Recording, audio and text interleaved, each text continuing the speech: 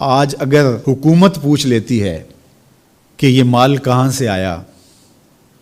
یہ بلیک منی ہے یا وائٹ منی، تو لوگوں کو جان کے لالے پڑ جاتے ہیں،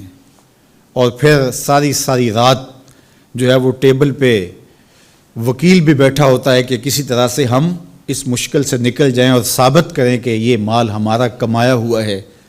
یار حکومت پوچھ لے تو راتوں کی نیند اڑ جاتی ہے جب رب نے پوچھ لیا، اور وہ پوچھے گا، قدم ہٹنے نہیں دے گا، وہ پوچھے گا من این اکتسبہ، کہاں سے کمایا۔ بہت سارے لوگ ہیں جو مال کماتے ہوئے اس کو بھول جاتے ہیں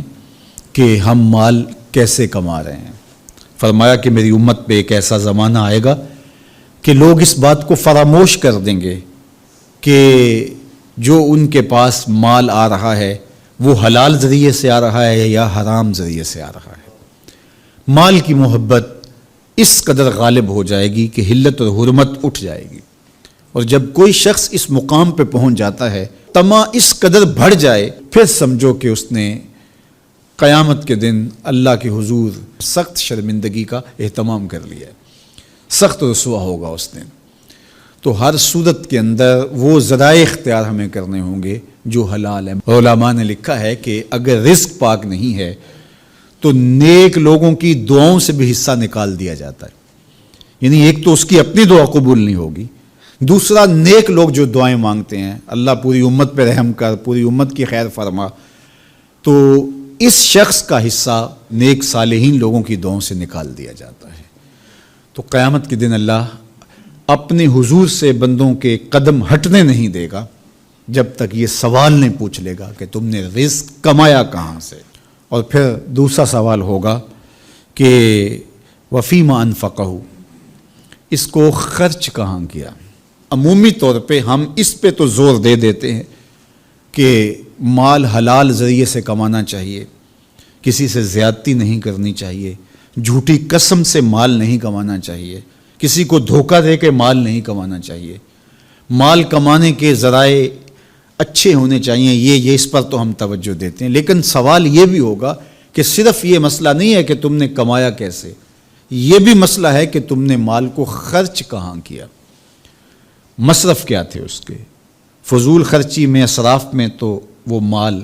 حلال کی کمائی تم نے ضائع تو نہیں کر دی۔ ہمارے مالک نے تو ہمیں جو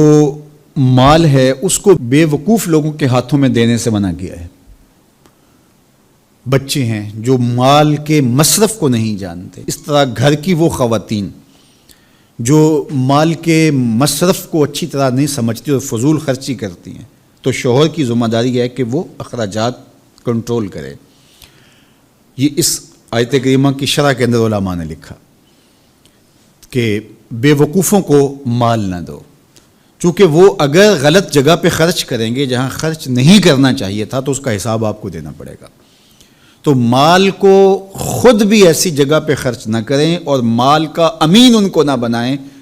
جو ایسی جگہ پہ خرچ کریں جو اس کا مصرف نہیں ہے۔ تو جو مال فضول خرچی میں اڑا دے تو اس سے بھی پوچھا جائے گا، اور جو حرام میں لگائے، سراسر حرام میں لگائے، اس مال سے عیش و عشرت کرے، اس مال سے رشوت دے کے کسی کا حق چھینے، اس مال سے کسی پر ظلم کروائے، کسی پر زیادتی کروائے، تو کیا اس کو حساب نہیں دینا پڑے گا؟ تو ایک ایک پائی کا حساب دینا پڑے گا۔